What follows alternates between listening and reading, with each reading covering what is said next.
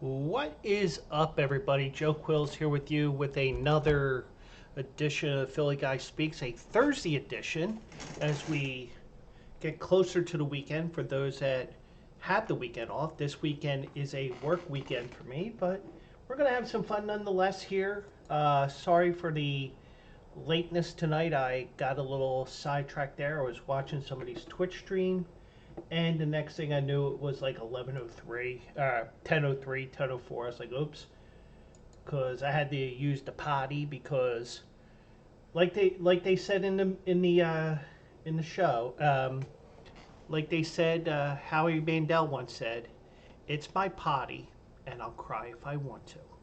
But lots of fun here tonight coming up. Got a couple of stories here, and just to let you know, we are going to bring back the stupid stuff I saw. I did see a crazy story. Actually, I found it on Instagram. I found the article today. We'll get into that. We're also going to bring back the Philly Phade, and I will give you a couple of different picks for the weekend because of the fact that it is the Final Four this weekend. Maybe I give you some college men's and women's basketball Final Four games and stuff like that. So, and then we got an update to my announcement that I had on Tuesday. I did go through a couple different things here. Um, yeah, I did talk to AJ, who's the leader of Bleacher Brothers, and you know, I you know I told him a couple of different things I had planned with this. He told me, yeah, sure. So I'll give you a little update here because I think what I'm going to do is for the month of April, I'm going to bleed it little by little, drop by drop, drop in the bucket. Because, got to do something to keep you guys interested and be wondering what's in Joe's mind next. So, anyways, hope everybody's having a good night out there as we get the night started here. And coming up, we got some baseball news. We have a home for the Oakland A's for the next 3 years.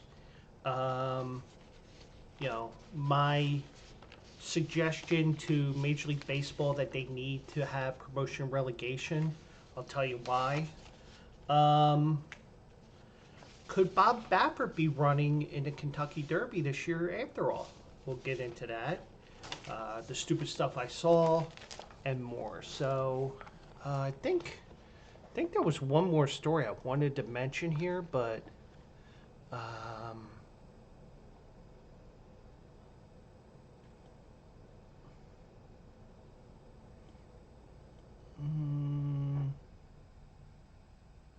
okay. Yeah, so thought I had more stories here. I did trash one story at the last minute because I printed it up. I was like, I got enough here to talk. So, um, congrats to the New York Mets. You did it. You finally won a game today. Despite going 13 innings without getting a hit in your doubleheader today. Now, granted, those 13 innings were from the sixth inning of the first game to the seventh inning of the second game, but you gotta love it when the Mets are the Mets and then some, and they're losing, and they're losing, and they're losing. But unfortunately, we did have the Mets more excited than a guy from West Virginia. They did not more excited than a guy in West Virginia after he found out he did not impregnate his sister. But it is what it is. So congrats to the New York Mets. They did win a game. They were the last team to win a game. No, the Marlins still have not won a game yet, and I will confirm that because I think they played earlier today in St. Louis, where the Phillies will be next week.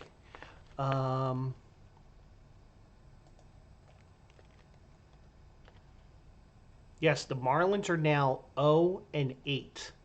the worst record for a team at the start of a season after making the playoffs the previous year. And that includes that period where they did have that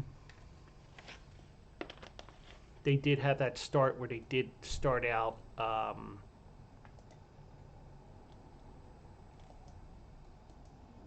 after they won the World Series. They went in, they sold everything after they went all in and won. So congrats to the New York Mets. You're on the board. Detroit, the last team to lose a game, or to lose their first game. So everybody has a loss now. It's just that we're still waiting for the Marlins to get their first win on the season. So one team that has already won a game is the Oakland A's. And we all know about the drama that they've had over the last couple of years, probably longer than that, trying to get a new stadium. And you had the city of Oakland or the county, whoever holds the lease to the mausoleum, the Coliseum, because their lease is up after this year, so they need a place to play. So as we all know, they allegedly did everything they could to get a new baseball stadium in Oakland. Allegedly. The mayor of Oakland went to the winter baseball meetings when I think, ironically, it was in Vegas. Gave them notes of everything that they had in their negotiations to get a new stadium, and the city was showing that the A's were bargaining in bad faith. I guarantee that Oakland was probably saying the same thing about this. The A's were saying that about the city. So they never got the job done. They decided, we're going to Vegas. Now, unlike past franchise moves in baseball history, essentially, the Athletics had nowhere to go because there is not a Major League Baseball capable stadium in Las Vegas. Yes, they do have a AAA team there. Ironically, their AAA team. However, the AAA team, they don't have the lighting right now. If you remember, Toronto had to play in Buffalo in 2020 when baseball went back, and part of 21. They played partially in 2020. They played their home games in Buffalo at Salem Field, and in 2020 they did. And then in 21, they played in part of the season in Dunedin, and then they played part in Buffalo because it was something with the minor leagues and the stadium not being ready or whatever it was. So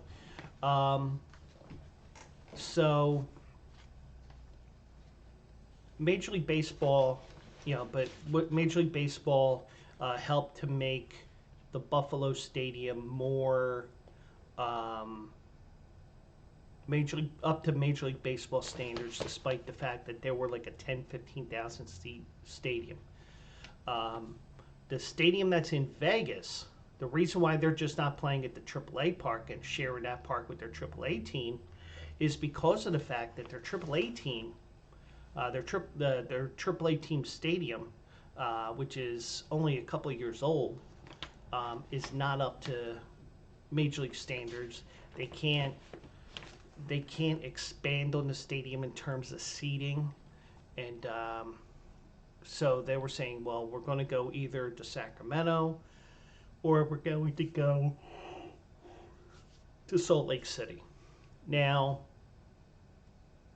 Salt Lake City kind of made sense, even though they got an old stadium and they're building a new stadium, which is seating like half the capacity of the old stadium because of supply and demand and stuff like that. So they're getting a new stadium, but they're making it smaller in terms of seating capacity. The Sacramento stadium will seats about 10,000 in permanent seating, and they can expand up to 14 with fans sitting out on the grassy knoll, out beyond the outfield. So you do have the ability to have more fans there than the listed 10,000, but it's not going to be. I mean, it's going to be kind of like the way Toronto had it when they were in Buffalo because of all the COVID-19 restrictions that they had in Canada. However, no COVID-19 restrictions. The only restrictions you're going to have is that the only restrictions that they're going to have is the fact that Major League Baseball will be having to share a stadium for 3 years with the Giants AAA team in Sacramento, where they're actually in West Sacramento, if it makes a difference, but you get the idea. So I think what happened, I think the reason, I mean, now that we're looking back on this, because we now know West Sacramento is going to be Oakland's home for 3 years. One of the things that makes sense is why those two cities made sense. Depending upon territorial rights, and MLB has it, that's why Oakland couldn't go to San Jose years ago because San Francisco owns those rights. Like, for example, if a minor league team, so to speak, were to be in the Philadelphia area, like let's say for craps and giggles, there's a plot of land on the other side, beyond the barns of Parks Racing, and I think it's Richelieu Road that's there. That's on the other side there. There's a plot of land there, and for an assignment that I had for Drexel when I was there, coincidence, I'm just wearing Drexel today. It was the shirt that I grabbed out of there. So one of the things I did for last was, well, why don't we put this minor league hockey stadium at this plot of land that's sitting there at Parks, which is being unused. It was just a project. It wasn't anything that was really worth anything. I think I got an A on the project anyway. So, it's like, probably it was along the lines of, okay, we know this ain't going to happen, but, you got a creative mind and blah, blah, blah, and you did everything you're supposed to do. So, okay. So, with the plot of land, you could build the stadium and all that. Now, let's say Parks wanted to get in to minor league baseball, let's say, pretend. And they're going to have it in the area of the ballpark. Kind of like the way, if you were to pull up a map of Belmont Park on Google, you will see the UBS Arena, which is the New York Islanders home rink. You could definitely have, you could have room there, and I think you can have some extra parking in there as well. But it does get a little bit more complicated because you have a casino that's open 24/7. You have a racetrack which is open Monday, Tuesdays, and Wednesdays this time of the year. There's an occasional Saturday coming up, like Kentucky Derby Day, and you also have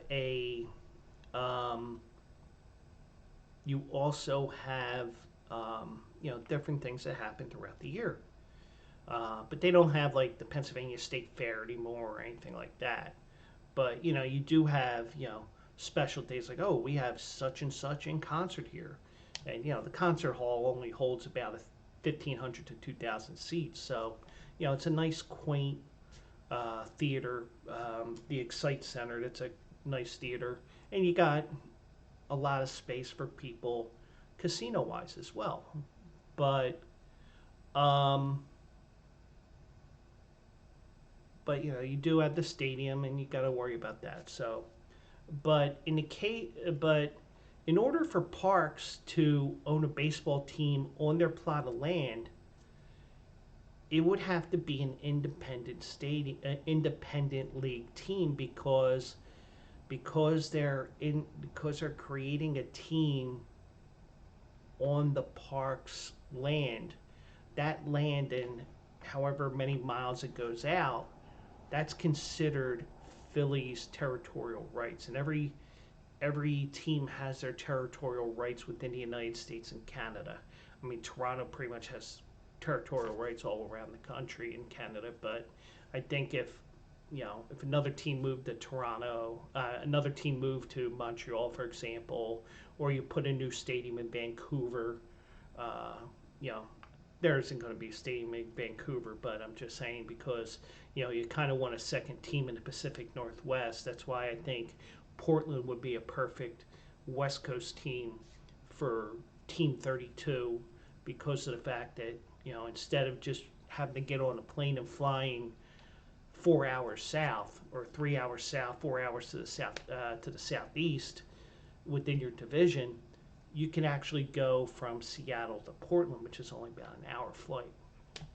But um, but in the end, Oakland has chosen, probably because they had the territorial rights and because the stadium holds more, as opposed to Utah, where even though probably it's a territorial rights thing between the Arizona Diamondbacks and the Colorado Rockies, I think that those two franchises are far enough away that they could go there temporarily for 3 years, but instead they choose to go to Sacramento for 3 years. So they're going to spend the next 3 years playing at a minor league ballpark in West Sacramento before they plan to move to Las Vegas in 2028. Now, one thing I didn't realize, and it's probably something that I just totally missed. Sacramento did try to get a major league franchise during one of the expansion periods in the 90s. I don't know if it was the first one or the second one, but they were unsuccessful in that attempt. But the A's have announced that they're going to be playing at Sutter Health Park, the home of the Sacramento River Cats, which is the San Francisco Giants AAA team. They're going to share the venue with the team from 25 to 27. Now, the way that minor league baseball's the way minor league baseball is probably the way that they do their scheduling, and I know this because of out of the park baseball, because you can pull up, let's say you wanted to be the San Francisco Giants, or let's say you wanted to start all the way at the very bottom of Major League Baseball, and you wanted to start with the Oakland Athletics. Okay, well, if you were to go into the main team page, and the main team page within the game and whatever, you go to the drop down and you'll see the AAA team, AA team, single A team, or the A plus as they put it, even though it's high A. You have the regular A, you got the Dominican and other leagues, and so when you go to the AAA schedule, the way that they schedule for the most part, they usually play every Tuesday through Sunday, and that Monday is an off day. It's a travel day, so that the teams can get, you get a day off, and then you get to go to another town. So that's what they do for the most part. Like AAA, they do have a 3-game series to start the year. Major League Baseball started last Thursday, which was the 28th, I believe, and then AAA started on the 29th. So, but it will be interesting to see what happens, because I think that the way Major League Baseball will do their schedule now, because now they can start working on the schedule. They can start working on the schedule, and they'll have it probably around the All-Star break because they have it out earlier and earlier every year. Now they can work on the schedule, and meanwhile, while they're doing that, they can work hand in hand with the AAA or whoever does the scheduling there, whether it's AAA or somebody does all the minor leagues or whatever. And I imagine the way that Oakland will have their setup will basically be most of the year. It will probably be a week on, a week, Monday through Sunday at home, and then a Monday to Sunday on the road, something like that, because the way that the schedule is. And there's going to be weeks where the Sacramento River Cats will be on the road for a week because Oakland will have the stadium, and they'll probably, I'm imagining right now that they're going to go back and forth all year. And the Phillies will be in Sacramento next year probably because Oakland comes here this year. Now the agreement that the agreement of the 3-year deal that they have here with the Sacramento River Cats, the city of Sacramento, West Sacramento, whatever. It includes an option year to play in Sacramento in 2028 should their new stadium in Las Vegas not be ready by then. And, it might be a little close because of the fact that the Tropicana in Las Vegas just closed this week. It closed on Tuesday. I mean, it's sad that they,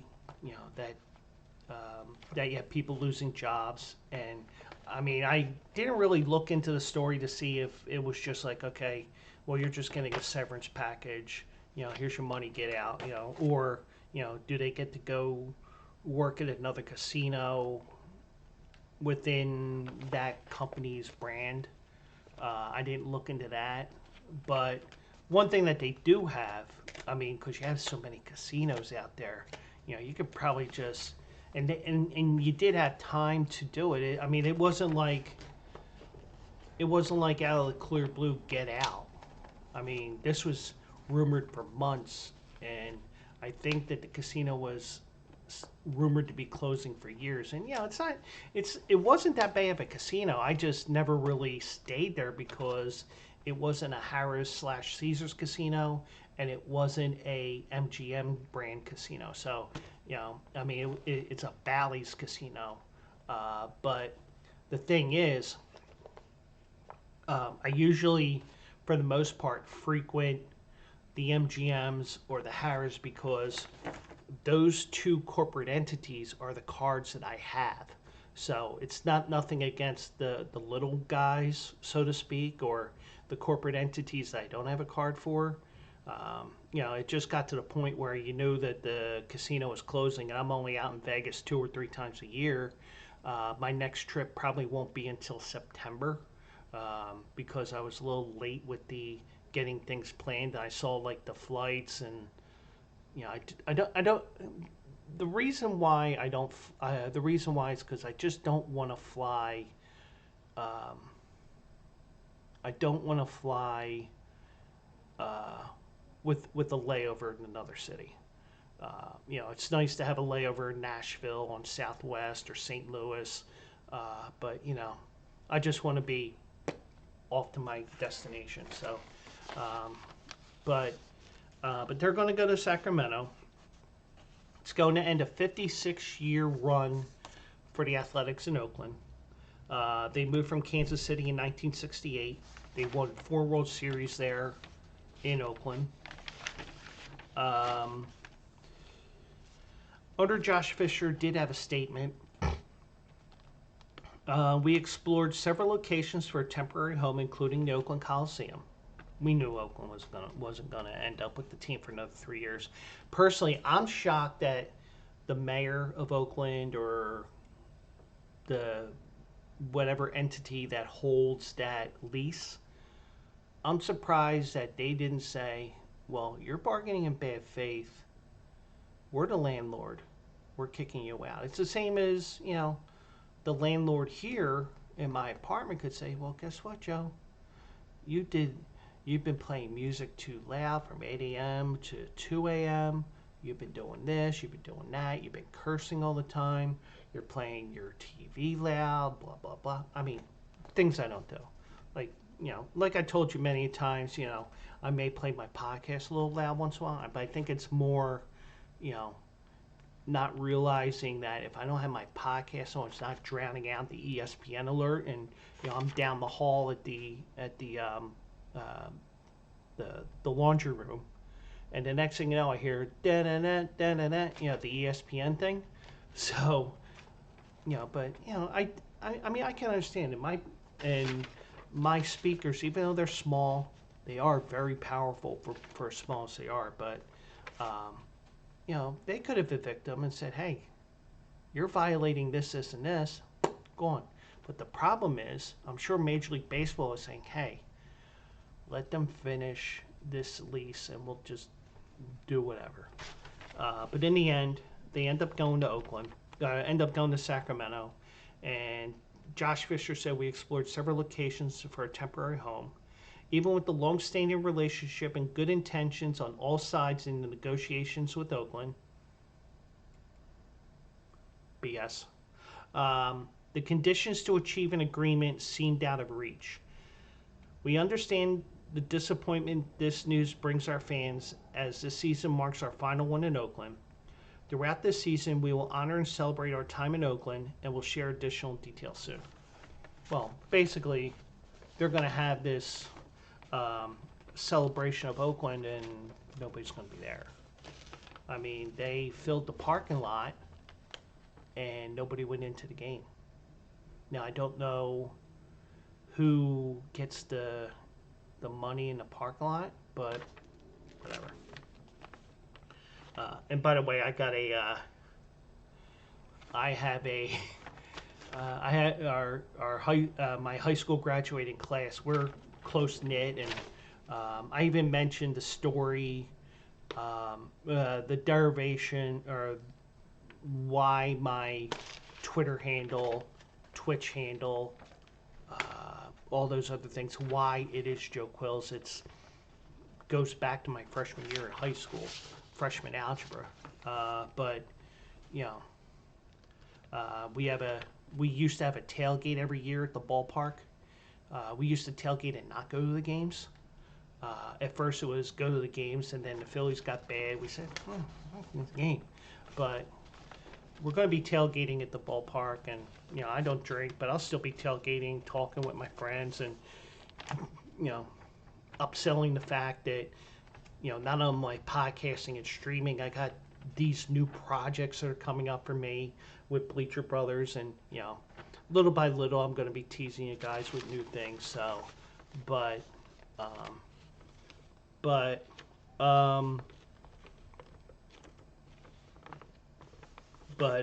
going back to the story here, the minor league stadium has 10,624 fixed seats and can hold 14,014 fans with lawn seating and standing room.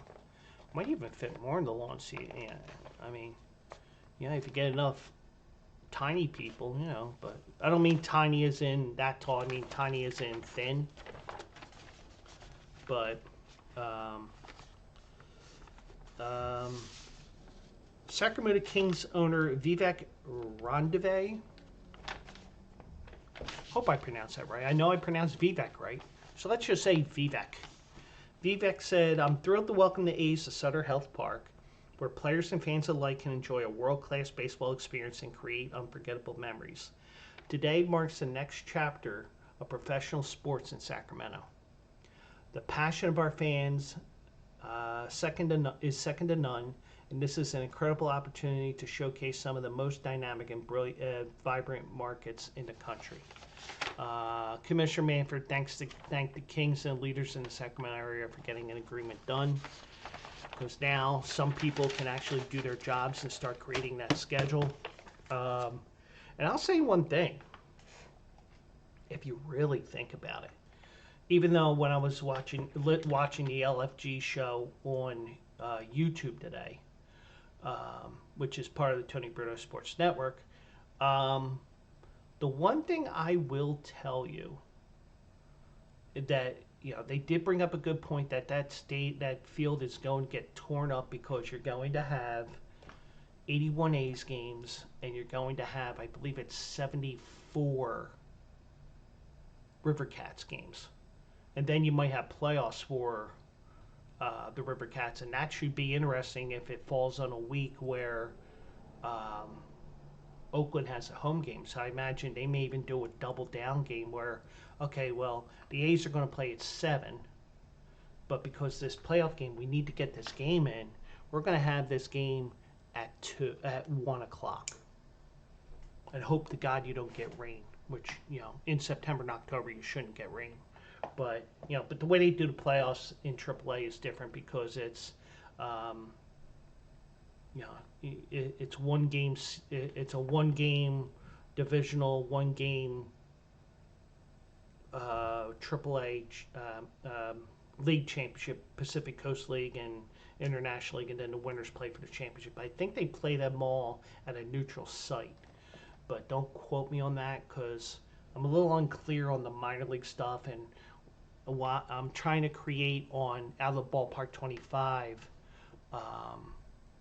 I'm trying to create my own baseball world with the teams from Major League, AAA, AA, High A, Low A, and the independents, and maybe I can sprinkle in a level for the teams that no longer exist, recreate them, and that sort of thing. And have promotion and relegation on there, and and let the game fill in the players on the teams and go from there. And at the end of the year, the teams with the 2 or 3 teams with the worst records drop a level, and the teams that win championships in the AAA level will get to play Major League ball. Kind of like the English Premier League.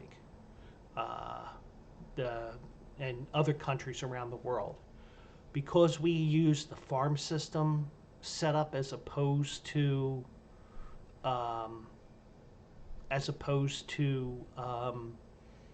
promotion and relegation. That's why we don't have it in the United States, even for soccer.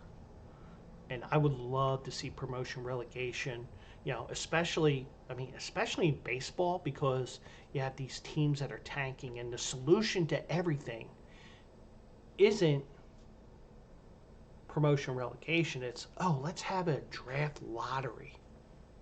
Let's do that, because if we do that, then we can get a team to come back up, and we can prevent the tanking. And it doesn't always work, but some teams are just so putrid even with the tanking before they even consider the T word.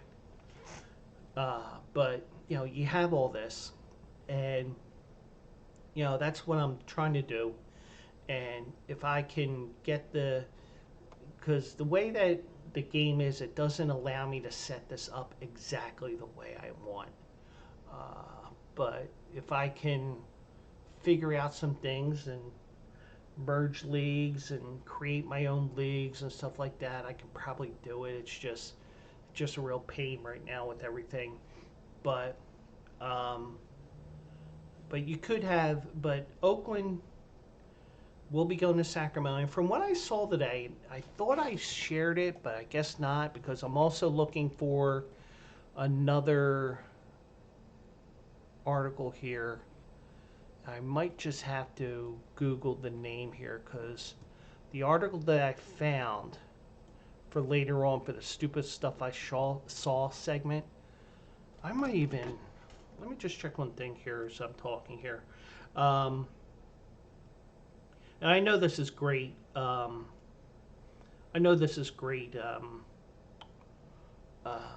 Great podcasting and streaming, by the way.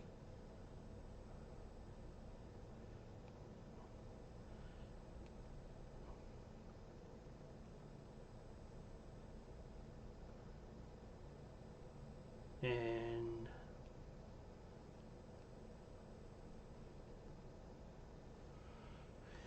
but I just want to check one thing here because I want to find this, because if I can't find it, I am going to I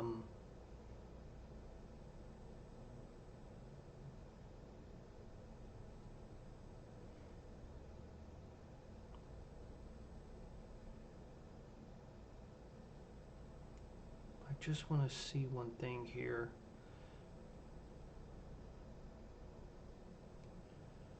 Okay, mental note. Mental note is I gotta search that later on. So because I will have to show my screen for that. So, anyways, I'm talking about promotion relegation, and how interesting would it be if we did have promotion relegation and you had the Norfolk Tides, which is littered with top-notch prospects who are going to be coming up to the majors sometime this year, and some of them are probably going to be blocked from playing Major League Baseball, or going to have to learn a secondary position. The Orioles affiliate, the Norfolk Tides, tried to tilt the scoreboard last night in their game with the Charlotte Knights. I think this was a road. Yeah, it was a road game. Heston Kjerstad, and once again, if I mispronounce the name, so be it. He went 5 for 7 with 2 home runs and 10 RBIs. If he had another bat, he could have gotten 11, but he only got 10. Kyle Stowers, I hope I pronounced that right, because maybe Stowers.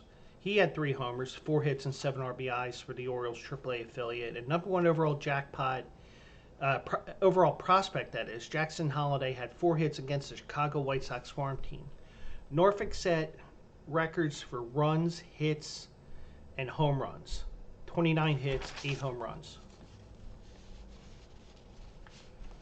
The Norfolk Tides won last night 26-11.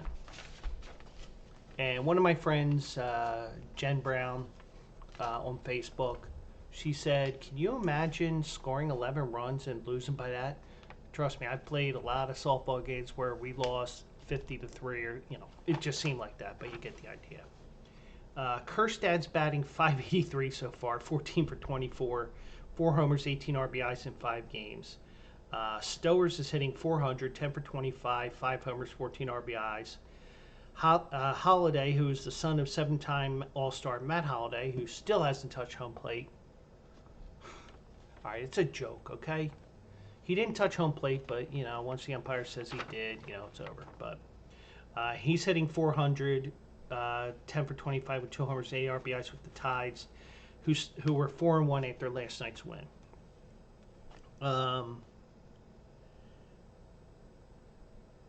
But, this team is probably loaded, and Baltimore is going to be in good shape for the next 6 years minimum, because if you think about it, it takes 6 years to get Major League Baseball free agency. And guarantee you, Jackson Holliday,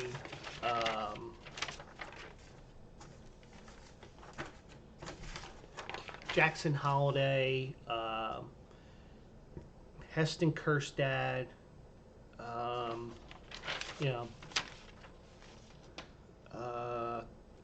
Kyle Stowers. Kjerstad's the number 48 prospect in the minors.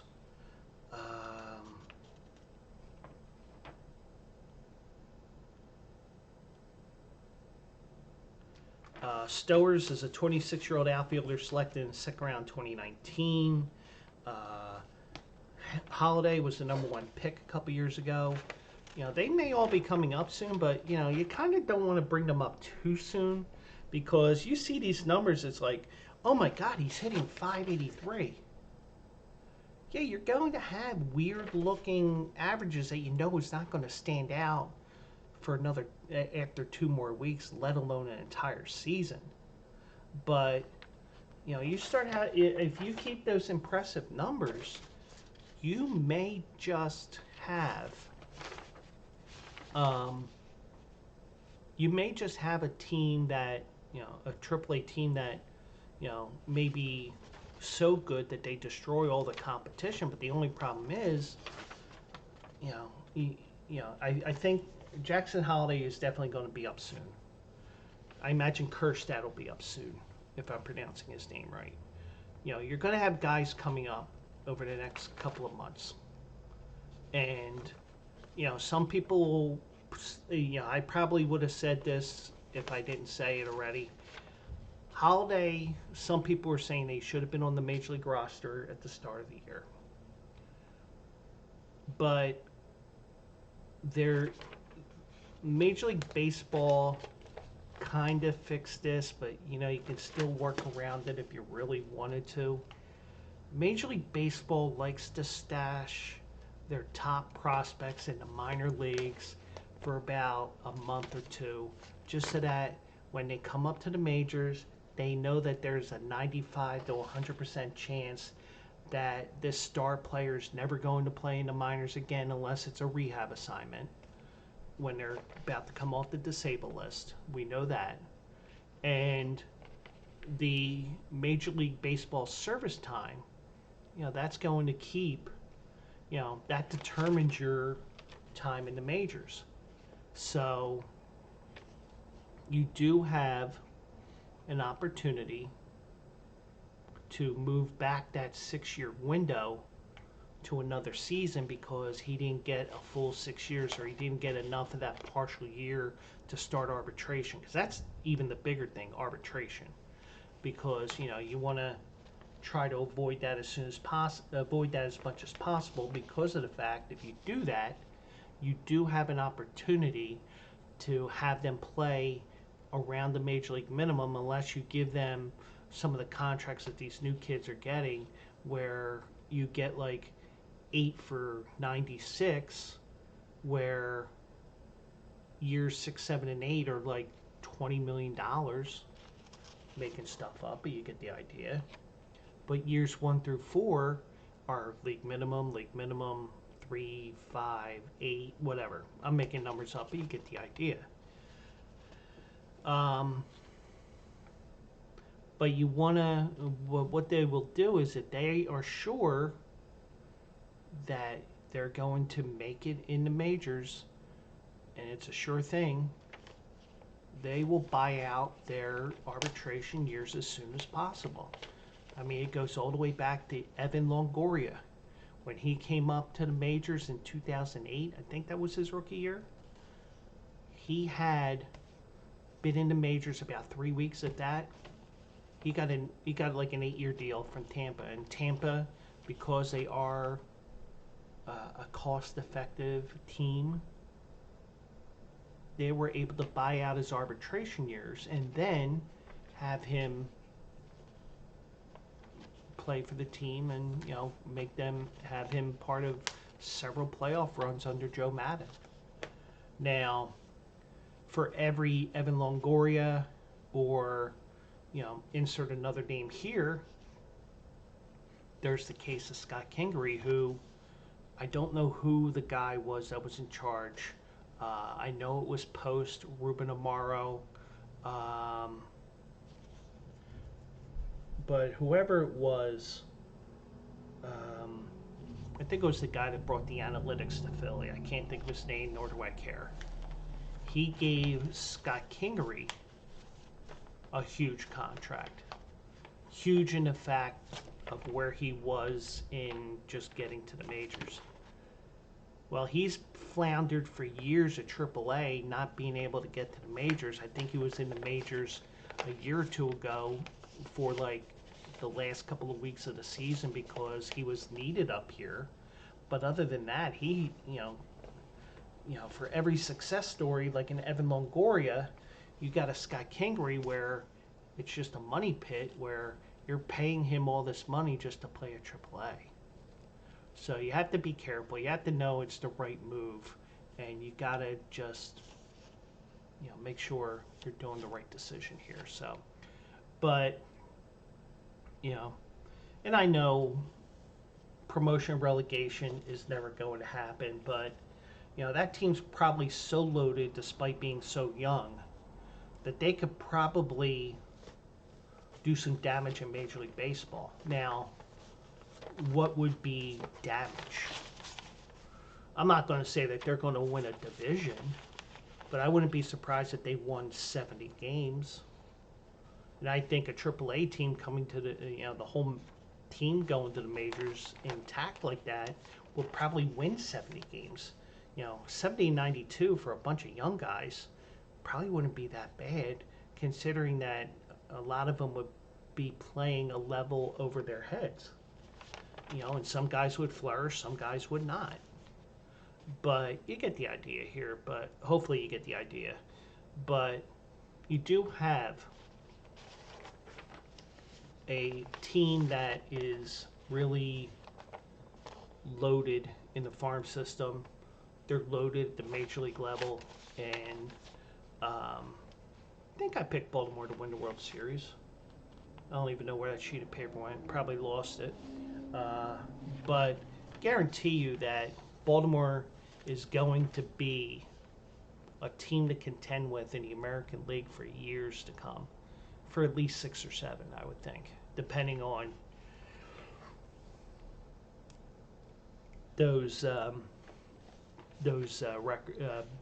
guys finally come up. So probably be a 6, 7, 8 year run that they have coming up, and Baltimore, with as long as they suffered with bad baseball, they finally got a taste of the playoffs once again, and probably are going to be a perennial playoff team for the next 10 years.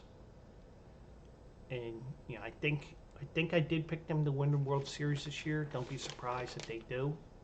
I think I bet them to win the division.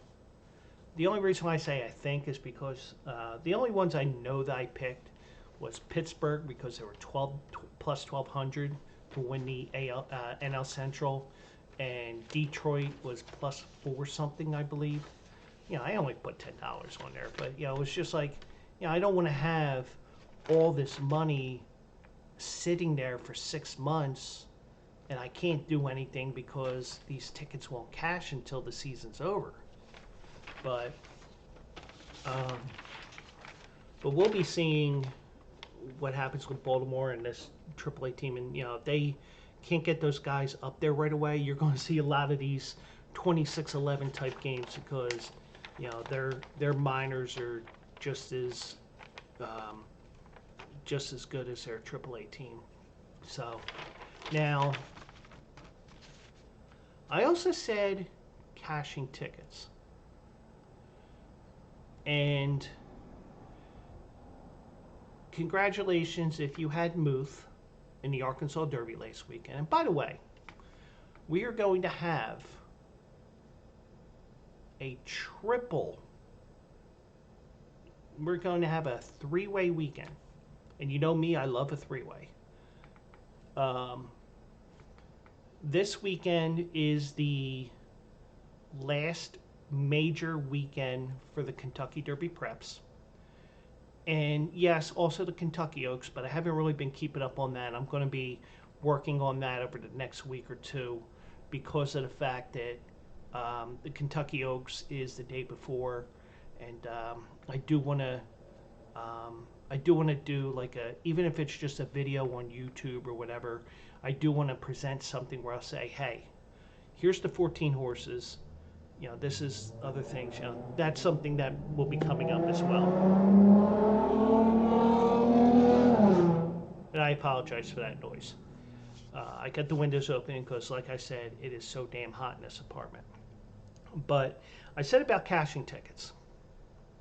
And hopefully you're cashing and not trashing if you're a horse racing guy like I am. I haven't been cashing on my tickets with my Quills Picks winners. But this Saturday, we have the Bluegrass at Keeneland. Keeneland opens up tomorrow. We have the Wood Memorial, not the Morningwood. The Morningwood Memorial, or the Morningwood Memorial. That's what happens when you lose it in the morning. The Morningwood. The Wood Memorial. Let me give myself one of those for saying that. And you got the Santa Anita Derby at Santa Anita. So I'm laughing at myself for what I just said there about the Morningwood. But anyways, I woke up yesterday on my day off, and then, I saw Baffert was trending. I was like, all right, what did that one guy that is getting sued by Baffert for harassing him on Twitter or something like that? I'm like, what did he do now? That's what I was thinking. But in this case, it wasn't anything that he did, but the fact that one of his owners, Amir Zidane, and I hope I got the name right here, pronounce it right, he owns Muth, and he has filed a lawsuit. He's filed a lawsuit against Churchill Downs, seeking a temporary injunction that would allow his horse to run in this year's Kentucky Derby. Despite a ban on the horse's trainer, Bob Baffert, according to a press release issued by Zidane's public relations firm and a copy of the lawsuit. Now, they've gone through most of the legal wrangling already, but it was mostly on Baffert's watch. Baffert is named in this lawsuit, but he wasn't the one that actually started this up. It was the owner. And the one thing is, the way things are, you could potentially have a, and I said joking around that, if Muth wins, there'll be chaos. Well, guess what? You have chaos here. You have the potential of having to award points if this injunction goes through and is approved by the judge. Because now you got to give Muth about 120 points.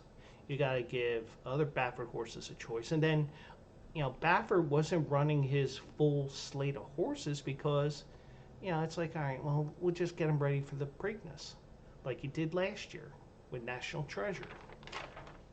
But, I don't think it goes through, and I'll give you more thoughts on that in a second. But the lawsuit was filed in Kentucky Circuit Court and is seeking an injunction that would prevent CDI, Churchill Downs Incorporated, and its agents, representatives, and any other person in active concert or participation with it from denying horses trained by Baffert or denying Baffert himself stall occupancy at or entry into race books or racetracks owned by races held by CDI, including the 2024 Kentucky Derby, according to the suit.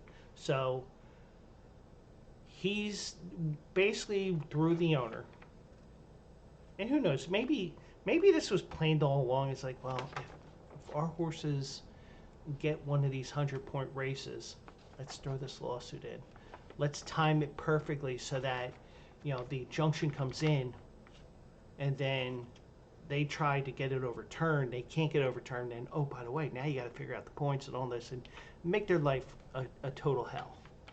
Because apparently Baffert's life has been hell the last 3 years because he can't run in the Kentucky Derby.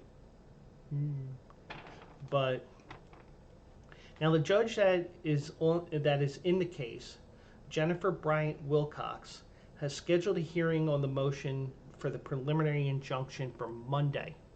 So this is probably something that will be discussed on Tuesday's show. Motions for preliminary injunction are granted by judges when they rule that a plaintiff has substantial likelihood of prevailing in the case.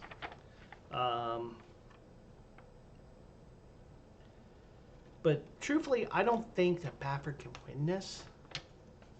And I'll get into that in a few minutes. But, I'm just just spitballing here, but I mean, I'm far from being a legal consultant. But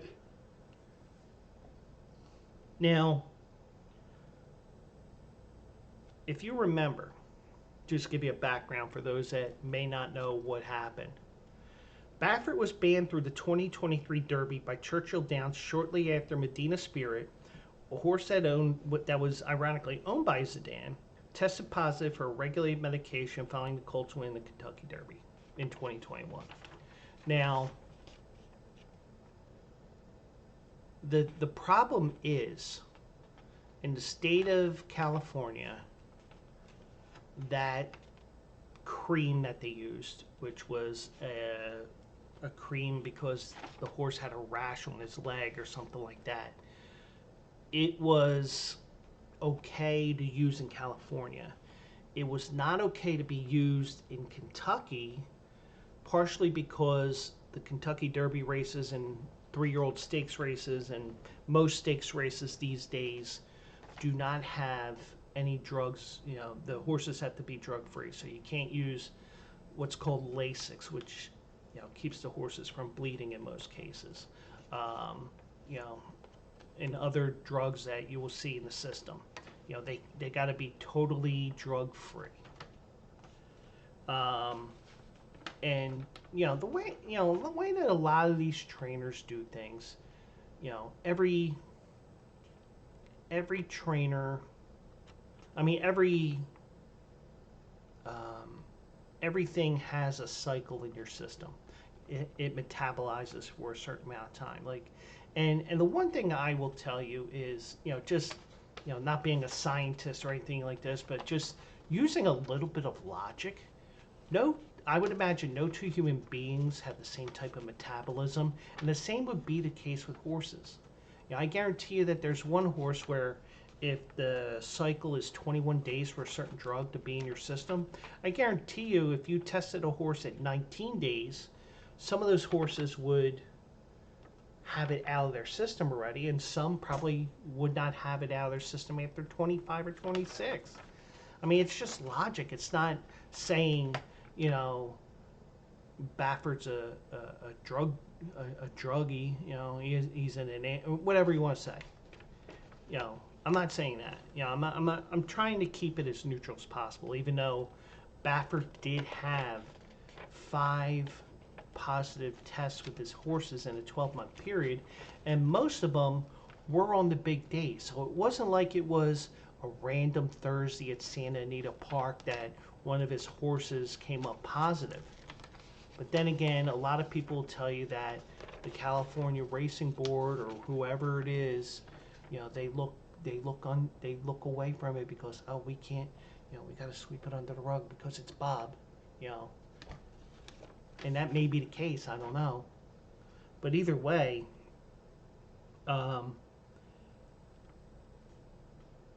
it was banned through the Kentucky Derby.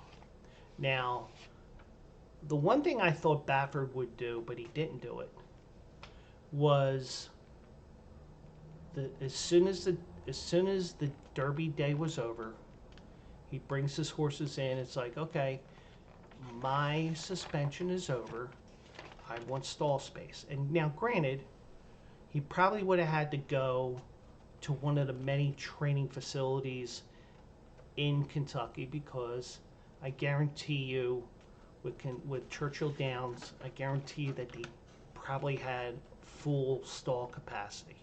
We don't know. I didn't look into it, nor I don't know how ready that information is available because he was banned through the 2023 Derby. Now, if you look at that word for word and don't read between the lines, as soon as that day was over in terms of racing, that would have told me I'm bringing a couple horses to Churchill. Let's see what they do. But Baffert never chose to run at Churchill. But it's a good thing because he ended up getting another year. It got extended through this year's Derby. Now, if I'm Baffert, do I have horses ready to go to Churchill Downs and say, well, you know, you're technically, you know, even though this isn't the document, technically this says the day of the Derby, so you can't deny me anymore. But you could have a situation where Churchill will say, well, you gotta stay away until the end of the meet. But you know, these things go through courts, and you know everything's fine checked through legal and everything. So it isn't just like some willy-nilly decision. You know, I guarantee you that the decision that they made was something that was brewing for a long time, because he had 4 other positives leading up to that Kentucky Derby. Now, why did Churchill Downs extend it to another year? CDI issued a statement then that justified the extension by saying a trainer who was unwilling to accept responsibility for multiple drug test failures in our highest profile races cannot be trusted to avoid future misconduct.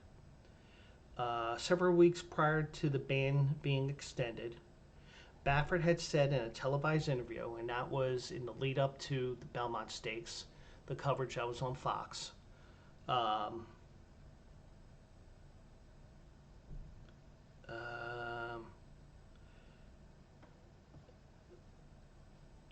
Baffert had said in a televised interview they probably wouldn't have done anything different in the Medina Spirit incident because everything that we were doing was legal. Legal in California, not in Kentucky. And also rules within Churchill Downs as well.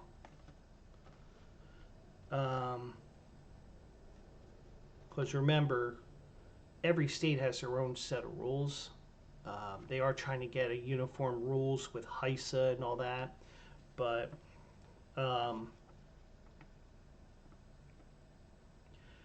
Baffert and Zidane already lost a civil lawsuit seeking to overturn the ban when a U.S. District Court judge in Kentucky last year threw out the suit in a summary judgment after ruling that Baffert could not demonstrate he was deprived of a property interest in the case, and it also upheld CDI's rights to exclude, which is a right held in general by private businesses. So, you know, this isn't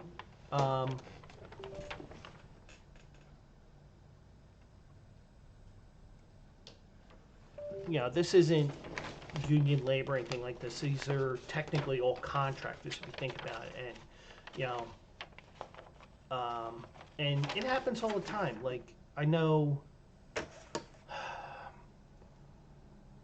I think it was Jamie Ness who's a trainer at Parks and Tampa Bay Downs right now, but he occasionally moonlights, sends a horse down to Delaware or stuff like that. But I believe it was Jamie Ness. He got sent out of Delaware Park because he was winning too many races. And, you know, when you, like, the usual average is about 20, you know, the top trainers, 20 to 25%, let's say. But when you're winning 35, 40%, it's like, red flag. What is he doing? But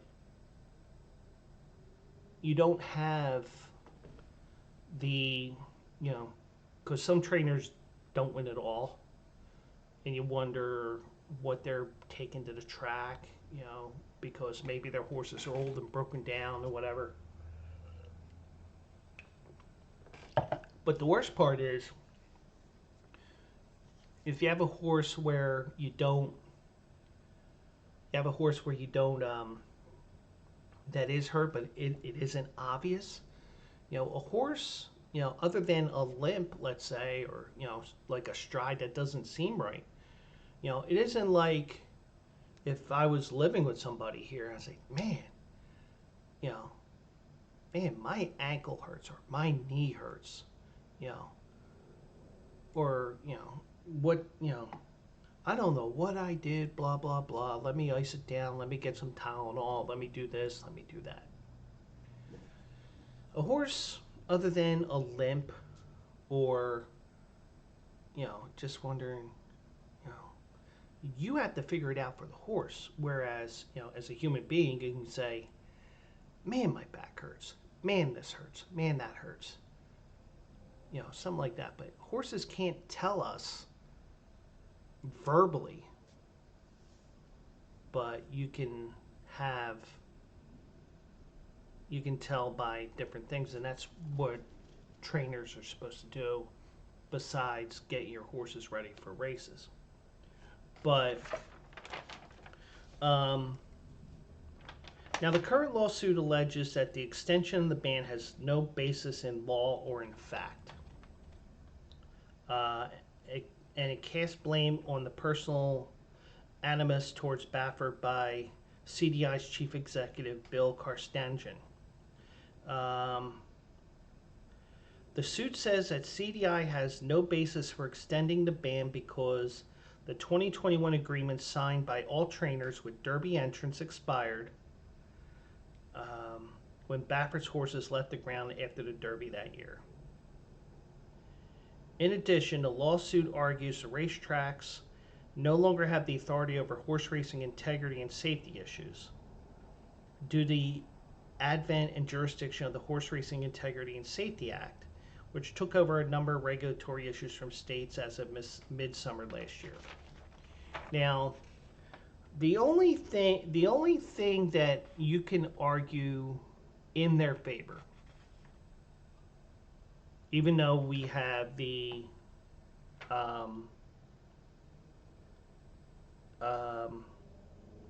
even though that it is a private business, they can have in there whoever they want.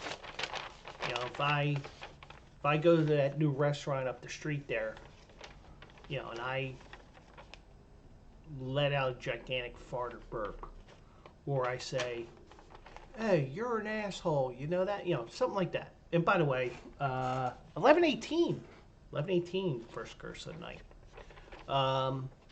And I'm trying to get PG-13, or PG, or G. It's just, one flies every once in a while. But, if I go up the street to that new restaurant that's there, and I guarantee if Mike was here right now, he would say, "What new restaurant?" Because I don't think he's seen the signage over the last couple of months. Or, let's go to that famous Scottish restaurant around the corner from me, McDonald's.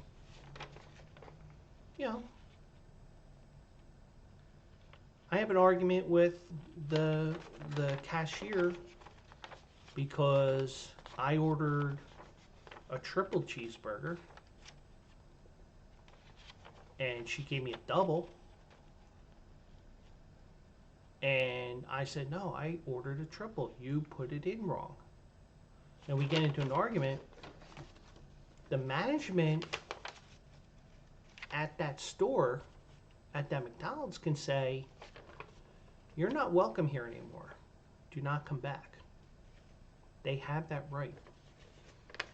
They can say, for the safety of others and also the integrity, like for example, the integrity of the sport, which Churchill Downs is saying between the lines here, they can allow in onto their property who they want because they're a private entity. And there's no labor contract with union and all that, because, you could, if it was a unionized shop, you could argue this before going into legal, true legal. Because the one time, little 6-month period that I was manager at my job,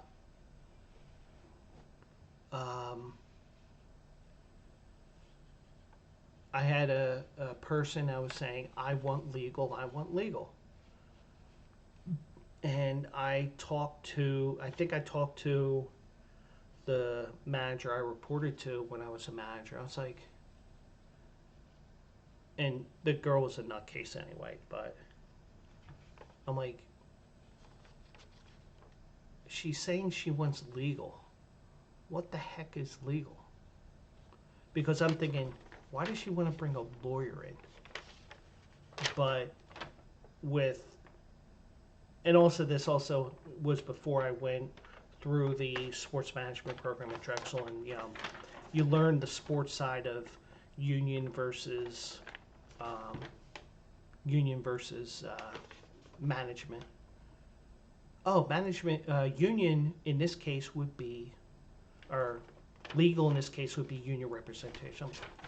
Okay, but got to cover yourself, because what if she says, no, no, no, I don't want the union rep, I want a lawyer in here. Well, then in that case, you're SOL, and we're going to continue it without union representation because you're refusing it. But in this case, it's a private entity, and they can kick out whoever they want if they feel something's not on the up and up. And now, the question here, because the lawyers for Zidane, and Baffert's involved in this, even though he's not part of the group that's actually presenting it. It's because the owner wants to get his horse in the Derby, and it's just that Baffert's going to be potentially the winner of this, because he'll be able to step on Churchill Downs property again.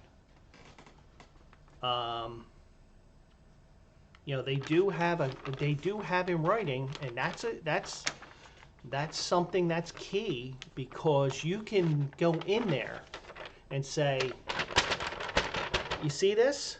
This is evidence A. This is what they said. They said 2 years. They said this, they said that. They signed it, we signed it, or we signed it first, they signed it, whatever is the case. And, that's it. Now,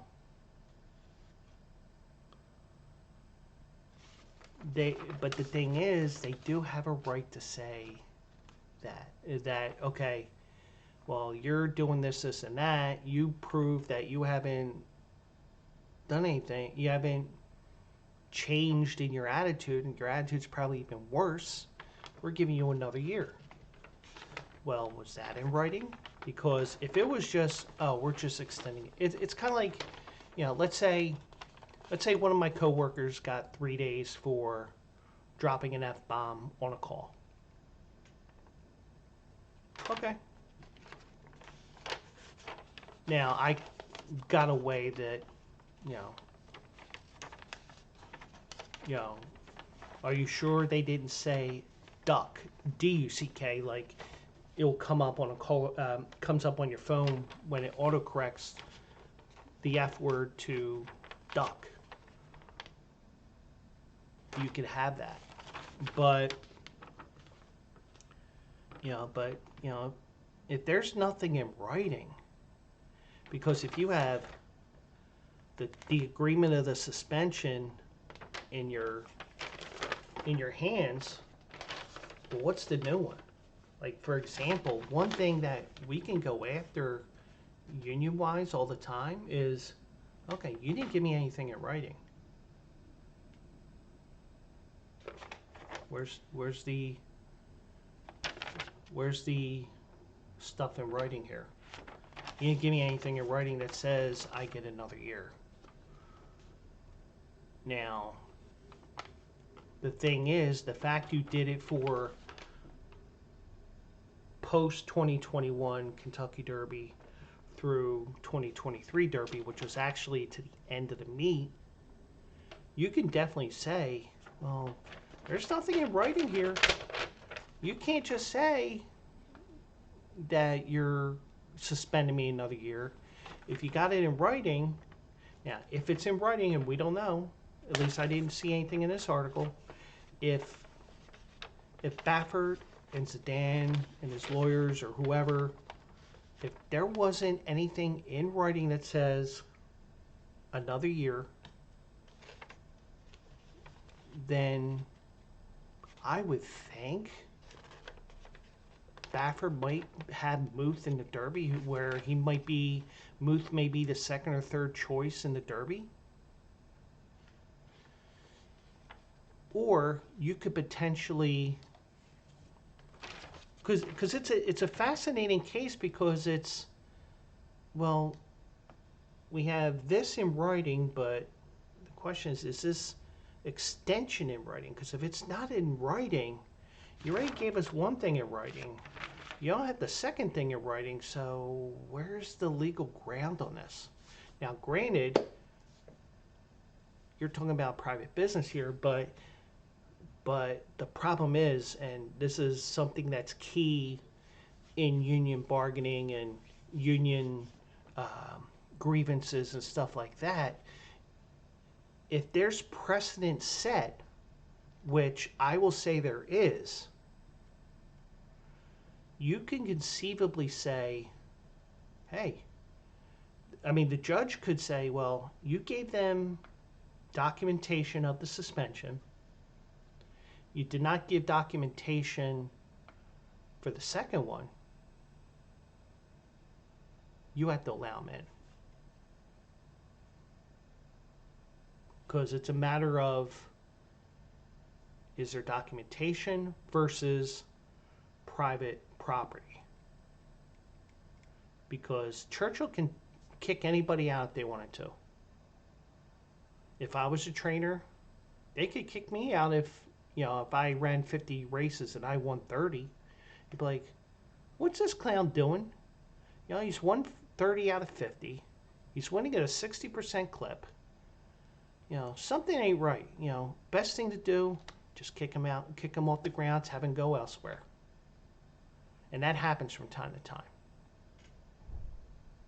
Whether there's race fixing, which is more prominent in harness racing than in thoroughbreds, but you could always argue that something fishy happened, or a couple years ago at Parks, you had two jockeys beating the crap out of each other on the backstretch in the middle of a race, and both got banned from the track, I believe.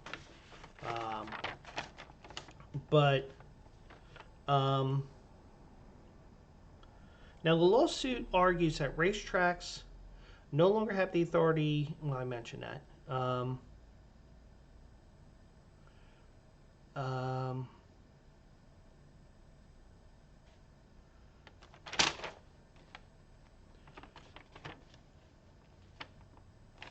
They're also arguing that HISA is being disregarded right out of the gate. Fans and bettors are losing a chance to see the best, fastest thoroughbreds compete at the Derby. Which is fair, but, it's a matter of, in my opinion, and, I'm not Mr. Legalese. It's a question of, do you have the second document versus private property, your own set of rules and stuff like that. Now, Muth did win the Arkansas Derby on last Saturday. He won by 2 lengths. Now, if there was not a ban on Baffert's horses, because Baffert is banned from Churchill Downs, at least until after the Derby,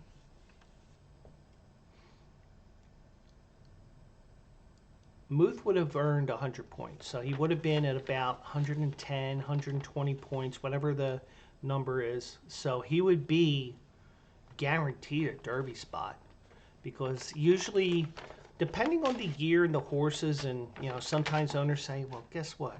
We don't want to face Muth. We don't want to face Fierceness. We don't want to face Dornick. We don't want to face Sierra Leone. We don't want to face Uncle Heavy. These horses, they're all monsters. We got 20 points. We barely get in. We'll pass. We'll go to the Preakness. Let the winner not have their full rest, allegedly. And we'll have a fresh horse, and we'll try to win the Preakness the same way National Treasure did, because National Treasure could not run in the Kentucky Derby because of Baffert's ban. Now,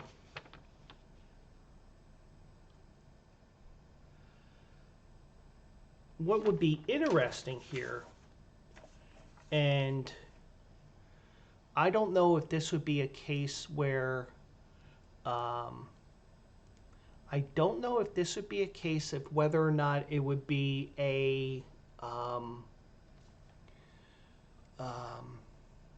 don't know if this is a case where it would be just Zidane's horse in the race, or would this open it up to all of Baffert's horses? Because if that's the case, that whole leaderboard's going to be going crazy. Now, granted, Baffert did have some horses go off the Derby Trail. He's got another 2 horses in the Santa Anita Derby. I haven't looked at that race yet. And a big middle finger should go to Aqueduct, Keeneland, and Santa Anita. For some reason, Aqueduct, their first race starts at 11:30 in the morning. Okay, I can understand that. You're running at Aqueduct. You got a decrepit track. You know, once the race, once Belmont's back, Aqueduct's done in terms of horse racing. And you're going to have a big crowd there. Weather, it's going to be colder for April standards, but it's not going to be any bad weather. I think the rain is finally going away, thank God. Keeneland, I haven't even looked at the forecast. Santa Anita, I think they'll be fine.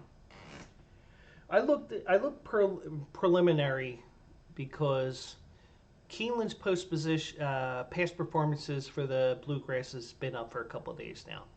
I don't have information for Santa Anita or Aqueduct yet, but Aqueduct has 13 horses. Keeneland has a pretty big field. Santa Anita, in relative terms, has a big field with 8 horses. The only complaint I have is they're having this weekend the Wood, Bluegrass, Santa Anita Derby pick 3. Okay, that's nice. The only thing is, I apologize for cracking my knuckles there, and you get to hear that on the mic. The thing that I do not like, and I don't know what the minimum wager is anyway, so it may be like the turf pick 3s where we're going to make it a $3 minimum. Whatever, do whatever you want. But for those that would be interested in this wager, you got to wait 3.5 hours for your ticket to cash, based upon what I had seen last night, where Aqueduct, their race is like at 4:30. Keeneland is like 5:15, 5:30, and then Santa Anita's not till 7:30. Couldn't NBC had worked something out with, well,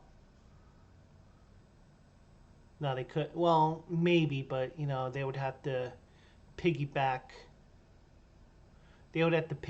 Fox coverage of the Wood. But I'm just speculating, but you get those first 2 legs and now you're waiting 2 hours for that next race. It just doesn't seem right. But I'm working on Saturday anyway, but I'll be watching the races. I'll probably be playing, and hopefully I'll be cashing and not trashing. Just to let you guys know, in terms of Quill's Picks winners, we have the Keeneland hat trick this weekend. We got a race on the Kentucky Oaks Trail tomorrow, which I haven't looked at yet. We got the Bluegrass on Saturday. We got a race on Sunday from Keeneland, but I haven't looked at that either because that just got posted within the last 24 hours because I don't think it was up last night. But got 3 days in a row from Keeneland, and you can go to bleacherbrothers.com for all your sports needs, and also my picks for tomorrow at Keeneland, the 3 Kentucky Derby prep races, the last 3 major ones. There's still one race the following next Saturday, the 13th, but that is a last chance race or a wild card race where, maybe you have a horse with like 15, 20 points. Okay, well, let's go to Keeneland. Let's run in the Lexington Stakes. And if my horse wins that race, his 15 points goes to 35, and guess what? I get into the Derby. If I want to run them in there. Or you run them to prep for the Preakness as well. But either way, you could springboard that into a Kentucky Derby berth if you have enough points already that you can leapfrog over 16, 17, 18, 19, 20, whatever's in the stance. And I imagine, I think, but I'm not sure, I imagine that there's a Japanese horse that's going to run in the Derby, where in that case you would take 19 other, the first 19 horses in the standings. But I haven't seen that, but, But anyways, that is that story here. And we are going to go into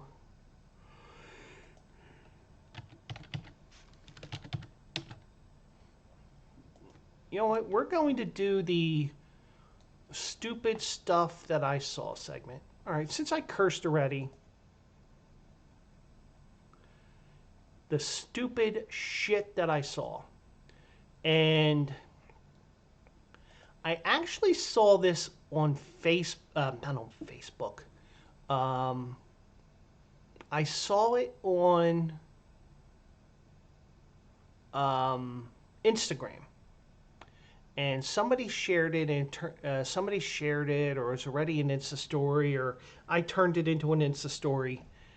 And I am going to share my screen here, so I am going to have a black screen for about 10 seconds here. So, 1 second.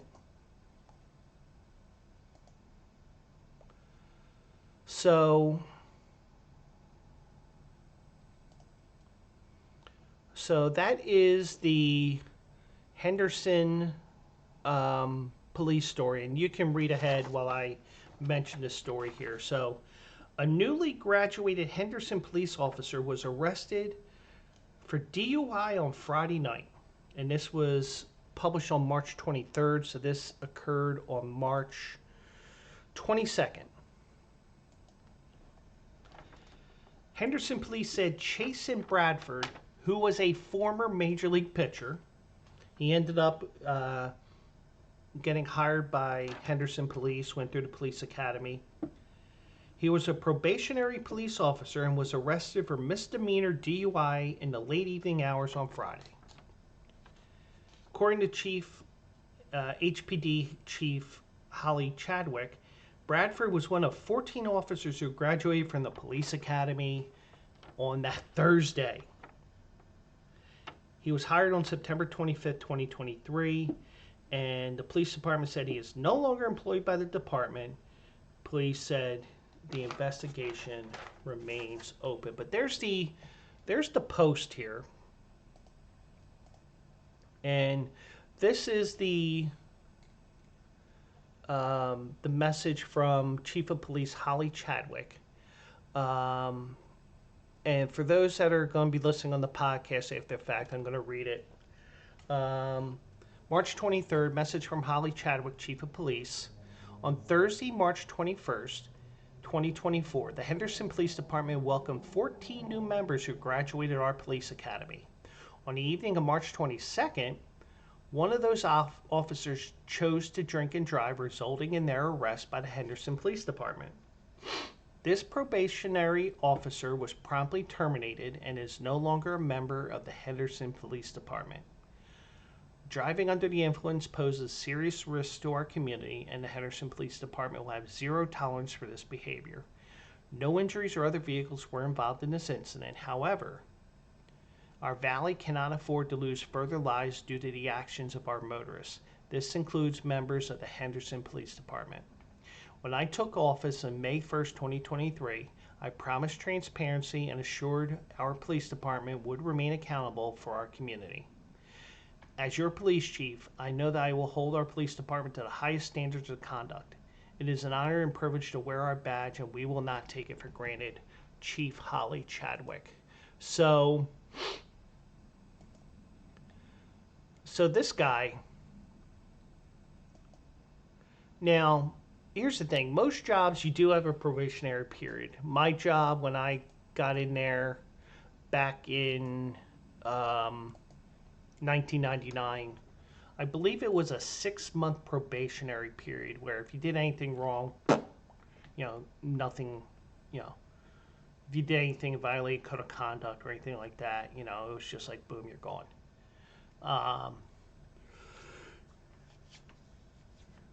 But, just some stupid stuff that occurs from time to time, and this is something like that. And he was a former Major League Baseball player. Decide, you know what, I want to become a police officer. Well, he lasted about 24 hours on the police force because he chose to drink and drive. And he's now out of a job because, he, and the thing is, if you have a problem, whether it's alcohol, whatever drug, whatever your problem, or even gambling, there is help out there. You just dial that number or whatever, or you seek help for the issue they have. And, he may not even have an alcohol problem. Who knows? It may have just been one night where, he had a couple of drinks and, tried to time it right and probably ended up .09. I don't know what the test results were. I mean, if I dug, I probably could find it, but I'm not going to.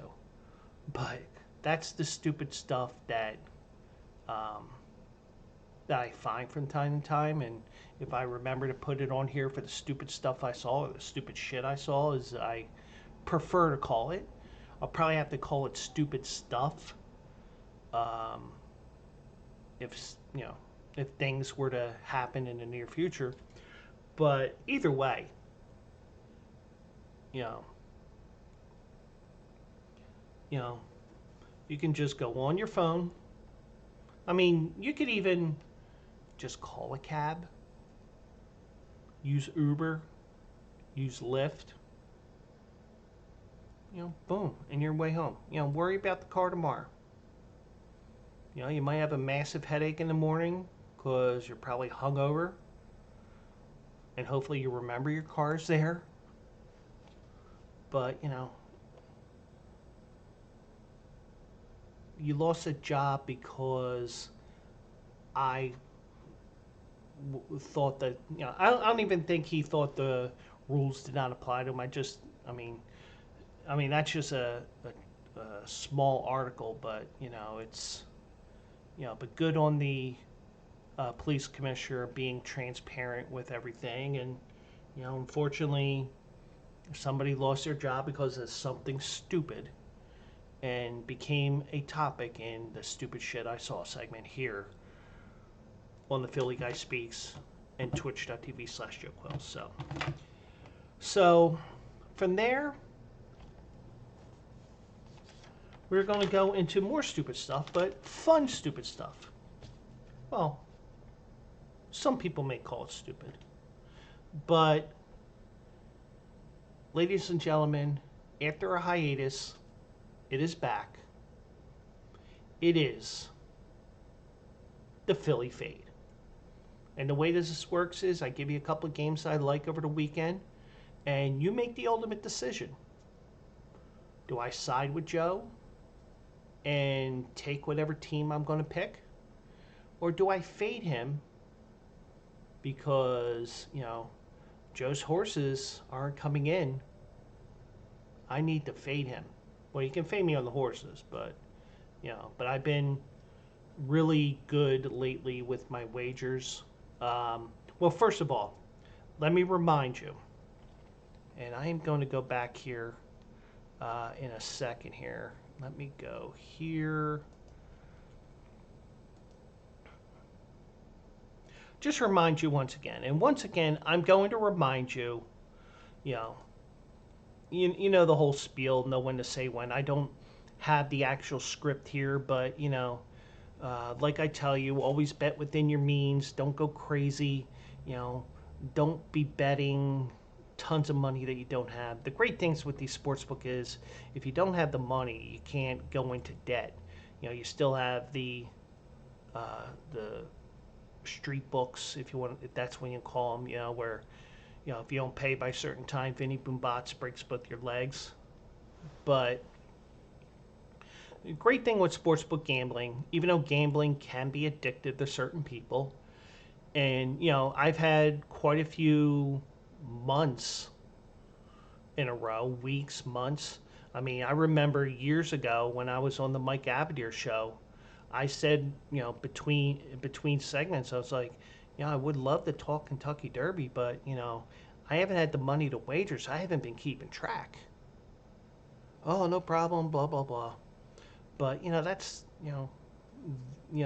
good fiscal discipline. If you don't have the money, don't spend it. Um, you know, but that's one thing that I would recommend to every one of you. Bet within your means. If you don't have the money, don't go looking for money or anything like that. I mean, sometimes it's tough because, oh, it's Kentucky Derby week. I have to put money on this horse that Joe likes, or I have to put this money that this tout says, or that tout says, or, I like the horse's name. I like the fact that this horse just took a dump on the track with 2 minutes to post. You get the idea. Or no matter what card it is. Like, for example, I may go to the track on Tuesday. I think the weather's going to be okay. I might be able to show off my pasty white legs. And I may get sidetracked because, that's a luxury. You get to do it. And, and if you do have if you realize you have a gambling problem, dial 1-800-GAMBLER, blah, blah, blah, you know the deal. And eventually I'll have the spiel down, I'll have the script down so that, if any problems with 1-800-GAMBLER, stuff like that. But, I like to bring it to a level that, hey, it's okay to not wager. I mean, like, for example, last weekend I got tied up doing different things. I wasn't really interested in looking at 20-some races because when you have a big card like you have at Aqueduct, at Keeneland, at Santa Anita, I'm going to be tempted to play the 11 races at Keeneland, the 11 races at Aqueduct, the 11 races at Santa Anita. It's 33 races if it's 11, 11, and 11. It's okay to skip a race if you don't like something. Now, granted, I play every race because, it's like, well, maybe my luck changed, and even that's a bad thing to say because, you don't want to say, well, I'm down $40. Let me bet $40. Well, guess what? Because you're grasping at straws to get your money back. Well, now you're down 80. And maybe you only have $100 in your bankroll. Well, guess what? Congratulations, because you went outside of what you normally do, and you said, bleep it. Now you're down to $20, and it's nice to have a budget, and that helps you get through these moments where, oh, got to get the bills paid this week. Oh, the rent's due. But Philly Phade is back. And we are going to take a look at the Final Four. And before we do that, 1-800-GAMBLER if you have a gambling problem. Here's the Bleacher Brothers page, and that's the main page there.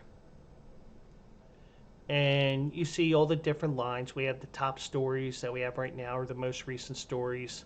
Got the LPGA T-Mobile match play going on right now.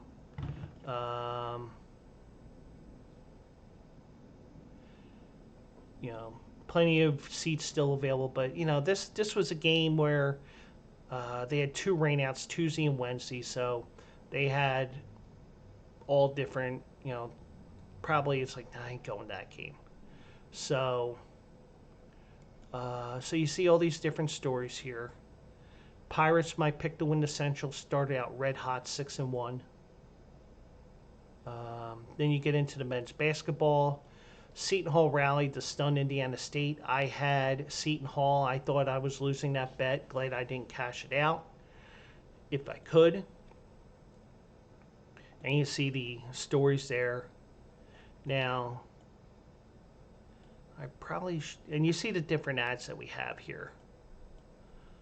There's my section here, horse racing. I write the articles here. I should be writing more race stories as well, but I think I'm going to be writing more stories in the lead up to the Derby and the Oaks. But that's the whole page. But what you want to do, you go to the three dots here, and that's not it. Oh, you got to go to Bleacher Bet Sports Betting. You click on that. Now, because North Carolina was a state that did allow sportsbook wagering to begin about a month or two ago. The first ads that you will see is related to North Carolina. So if you're in North Carolina, early sign specials with FanDuel. This was with somebody else. I believe that's, you have different ones here in the different promotions. These might all be FanDuel, but, whatever it is, it is. So you do see the North Carolina promos here. You see these different articles here.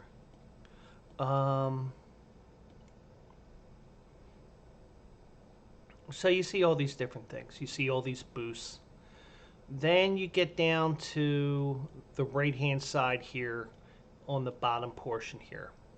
These are your sites that if you click on these ads, it'll send you to a link here. Now I'm going to click this Bet365 one because I can't register for 365 in Pennsylvania. And the reason why I can't do that is because Bet365 is not associated with a casino in Pennsylvania. So let's say I'm in a state where you can allow it. So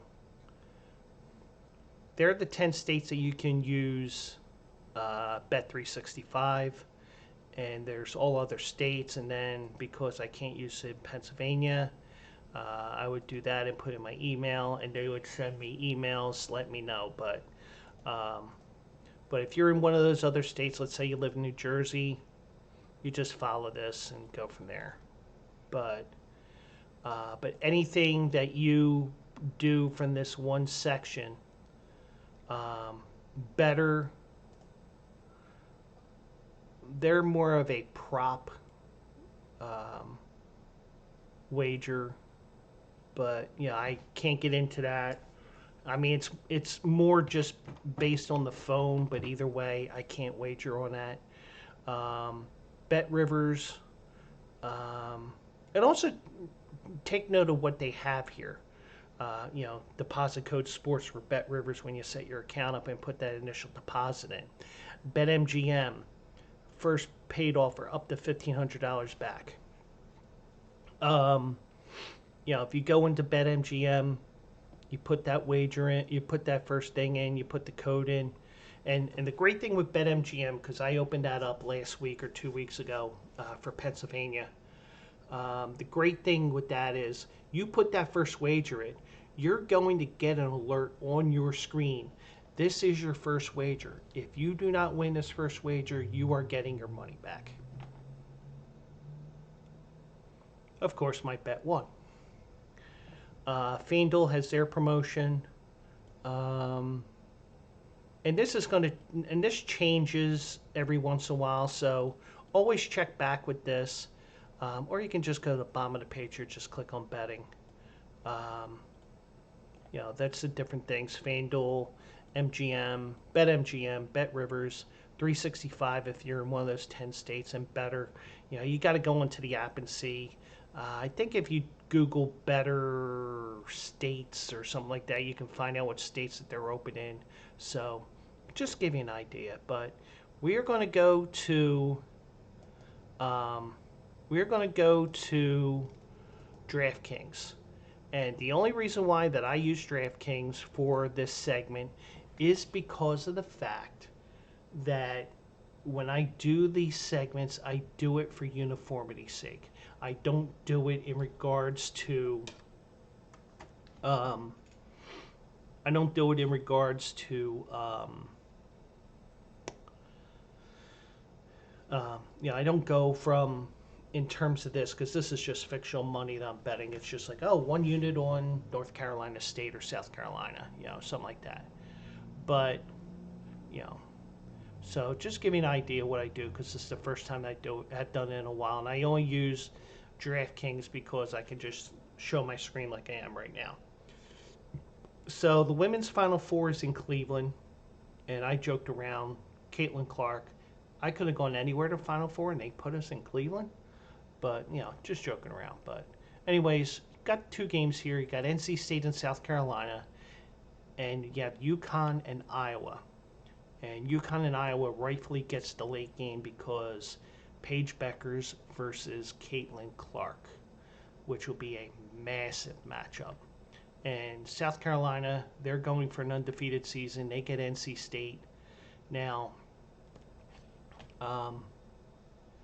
I am going to do an extra wager here as well, but in terms of this, I think North Carolina State's going to keep it close. So what I am going to do here, for the sake of the beginning here, I am going to take NC State plus 11.5. That's at minus 108. And basically what that minus 108 means for those that are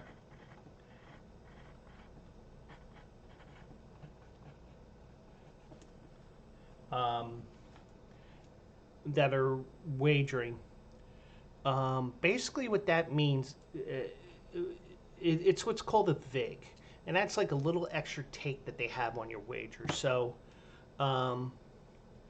let's, and these numbers are usually based on a 100 scale.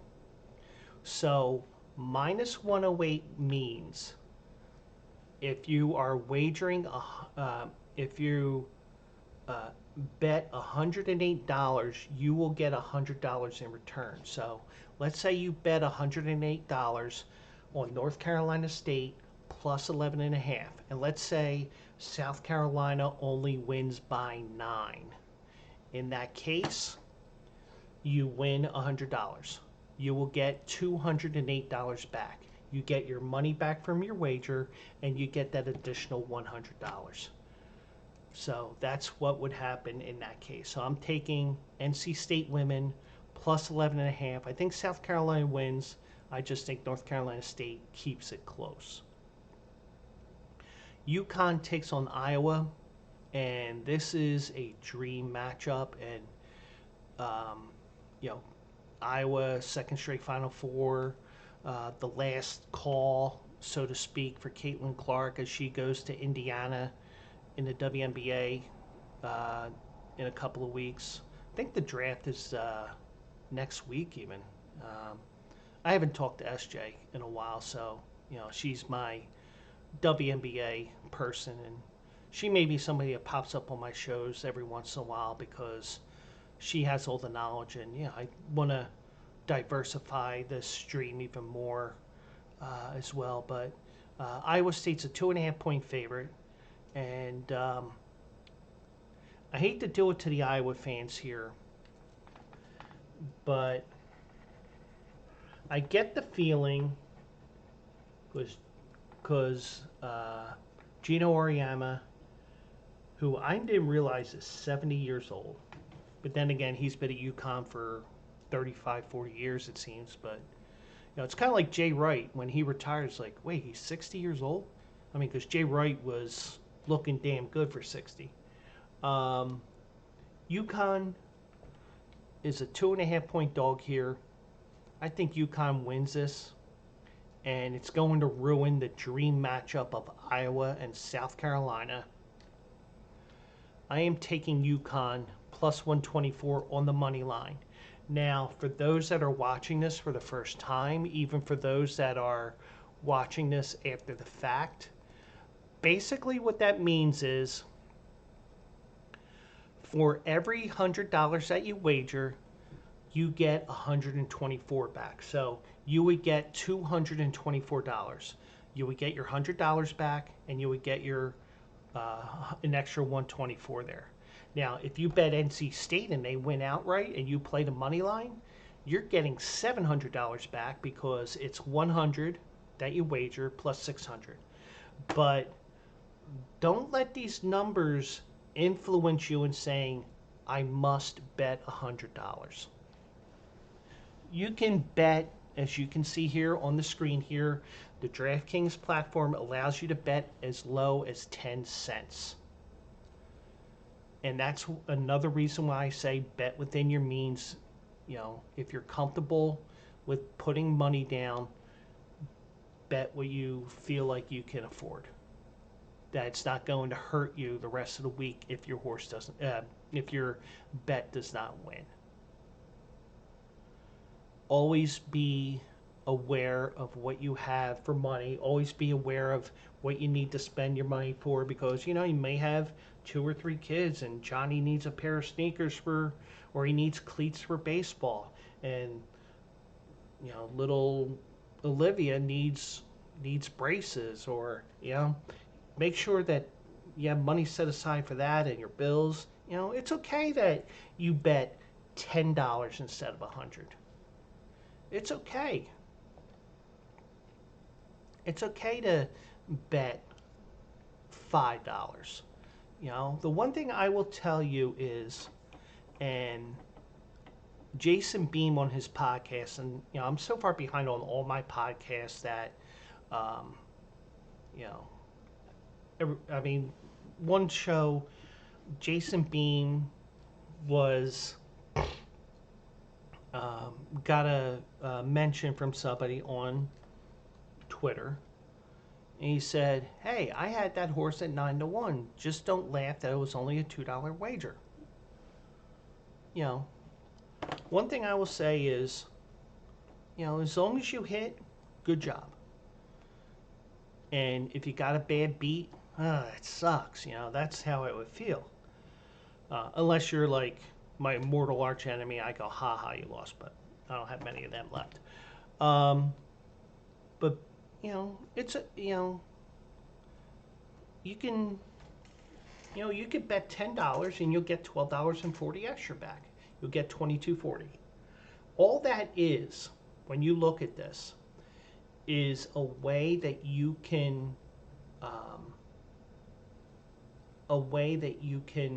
I mean, it's basically a rate.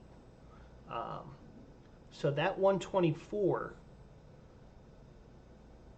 you know, that just tells me if I put 10, I get $12.40. If I put 100, I get 124. I put 1,000, which I'm never going to do, even if I were to hit the Saturday Powerball, then you would get $12.40. It's all about numbers. And on the ticket, if you get a paper ticket, when you go to,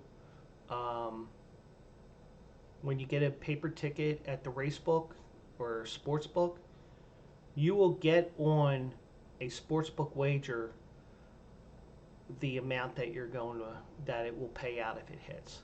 Like, let's say, for example, the Yukon wager. Now, everybody has their own base unit amount.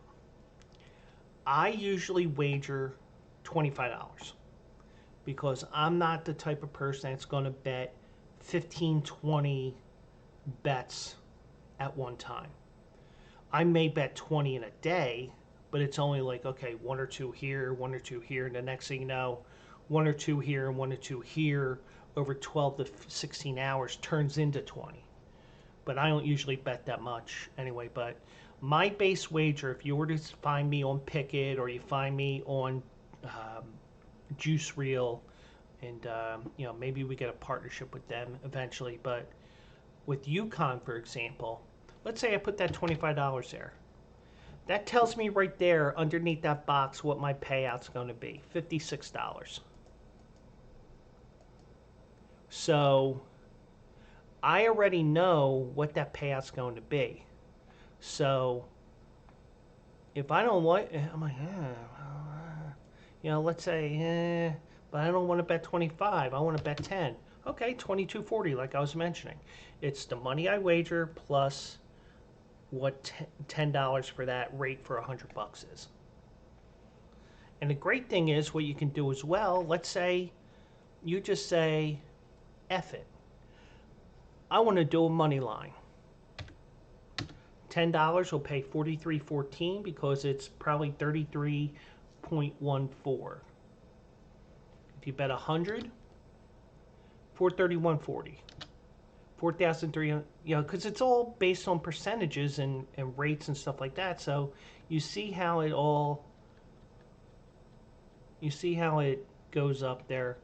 Don't want to, let me clear that out, because if I had been signed in there, it'd be like, we can't take this wager. You don't have $430 million in your account. If I did have $430 million in my account, I probably would have it in my bank account and not in my DraftKings account, for example. So my women's picks are NC State minus 11, plus 11.5 at minus 108, UConn women money line plus 124. And since it's also men's Final Four, they are in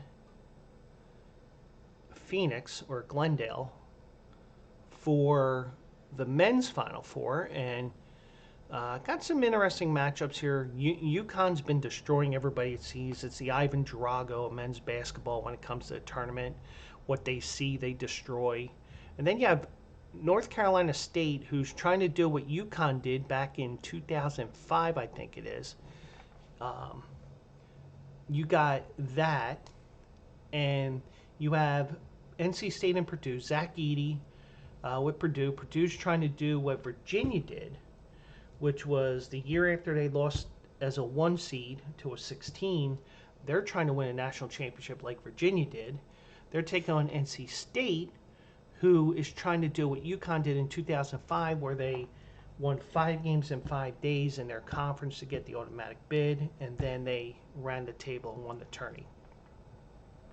So we do have NC State and Purdue, Alabama, and UConn. I personally think that the forward that would be playing against Zach Edey, and I need to pull up the name only because I want to say the name of the person here, just because I want to give you correct information here. Gasp. Oh, wrong one. That was women. Men, home, scores. We'll do it this way. NC State.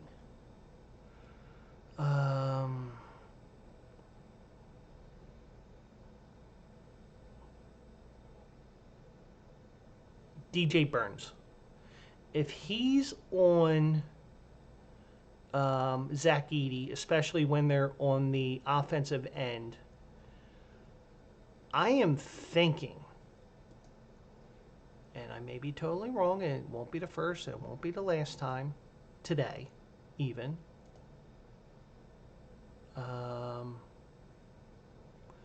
I would not be surprised, because of the fact that you don't have, I'm trying to get the right tab there. There we go.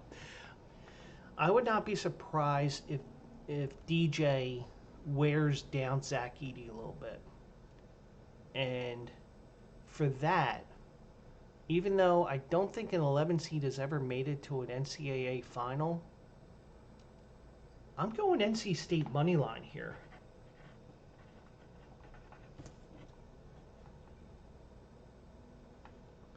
I'll take them at plus 340 over Purdue.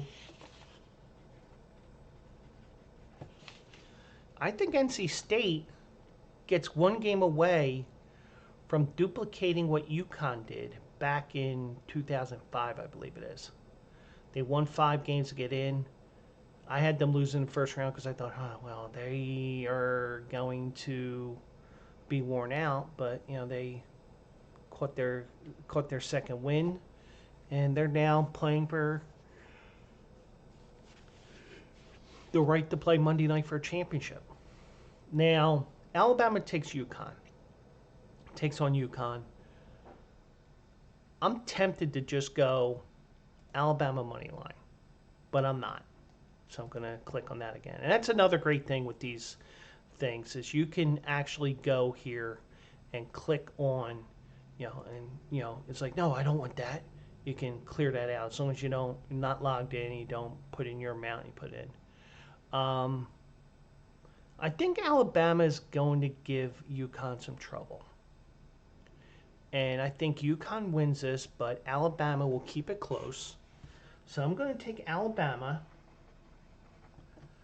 plus 11.5. And that is also at minus 108. So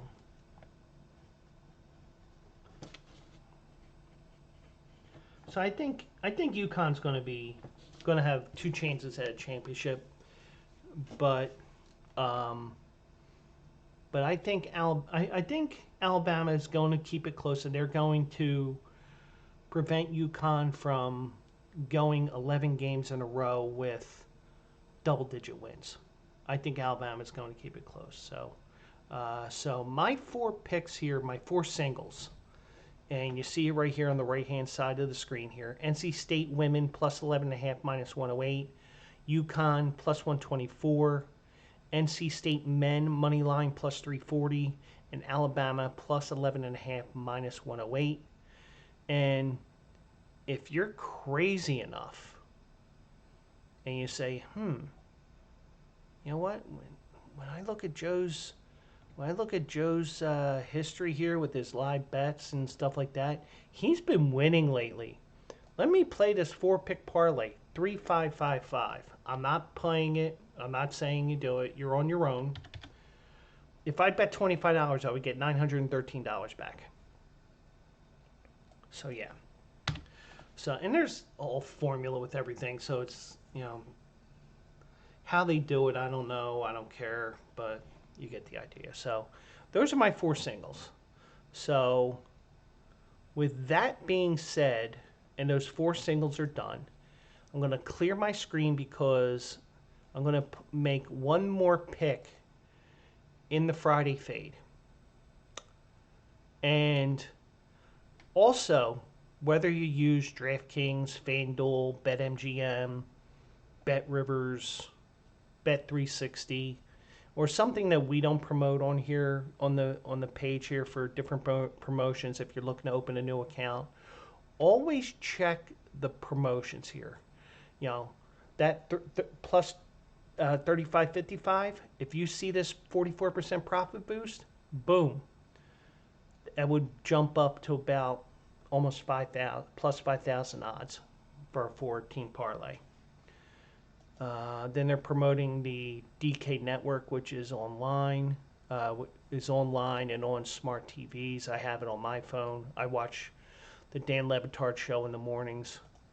So you have those things going on here. So always check that, because if you go in the promos, you can get some things that are dedicated to specifically your account, or you can just go to whatever. So. And this is the last parlay that I'm going to do. And this is one where I may play just for shits and giggles, because if this were to come out, it's going to pay an epic amount of money. And there you see there, NC State women, NC State men on the semifinals. This was plus 33.32 the other day. It's plus 29.80. And let me see here.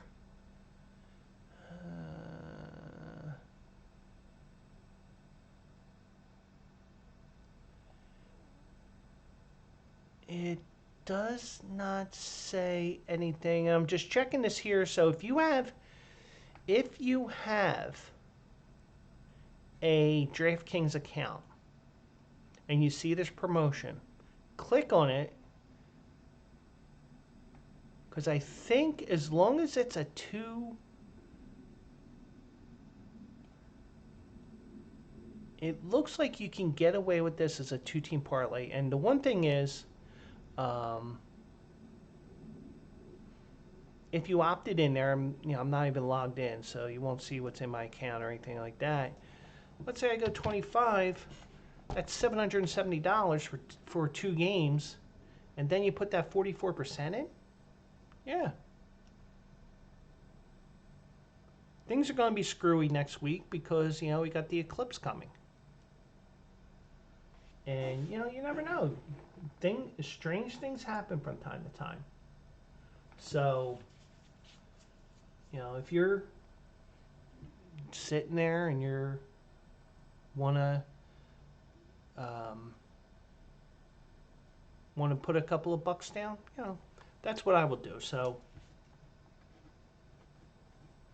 for the sake of the Philly Phade, an NC State men's women's two-team parlay is plus 29.80. I am putting that in as one of my wagers here. So that is one of my 5 selections this week on the Philly Phade. And the Philly Phade will be coming back from time to time as well.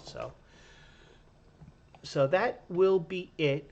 And we are going a little long tonight. We are at 2 hours and 8 minutes. So for those that are listening to this podcast in podcast form, sorry. I mean, some people like the long ones. Some people, I'm not really a person that really likes to do too long. Let me see. No one to raid, so. Okay, so that's going to be it for now. I do appreciate everybody who takes time to watch this in person or on demand. And also those that watch after the fact and listen after the fact because, I may not have a chat room that's bustling every week, every show, but that's okay. Because I do this because I can get stuff out there and, hey, maybe some people will listen. And I know the Kentucky Derby episode, which will be on May the 2nd. That's a Thursday. That May 2nd episode will be dedicated to the Kentucky Derby. So be on the lookout for that. So I did have one announcement here. And this is going to probably be a month of announcements here on the Philly Guy Speaks here on twitch.tv/JoeQuills. Tuesday night, I announced when the Bleacher Brothers return, I am probably going to a 9 o'clock start.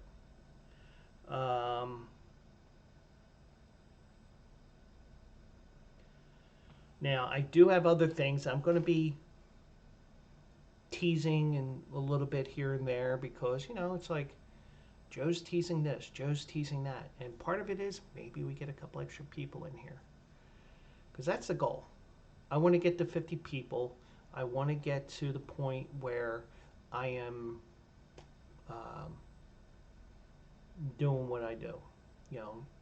I can get to affiliate and then you can you can send bits, send donations. You can send your donations to dear old Captain Noah, even though he's dead. Those in Philly know that line. Send your pictures to dear old Captain Noah. Oh, but you get the idea. So, but May 2nd will be the Kentucky Derby episode, and I was going to hold off until the 17th, 16th. I was going to delay it to the 16th. I had a text with AJ. Some of the topics are not privy. No matter how much you poke and prod, But then again, and like I told AJ with the,